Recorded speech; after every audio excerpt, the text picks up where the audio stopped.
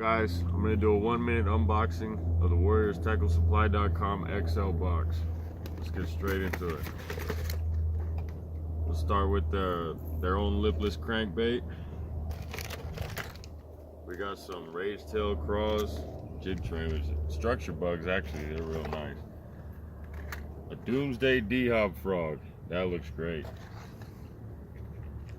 Check out that crankbait, guys. Check the paint job on that.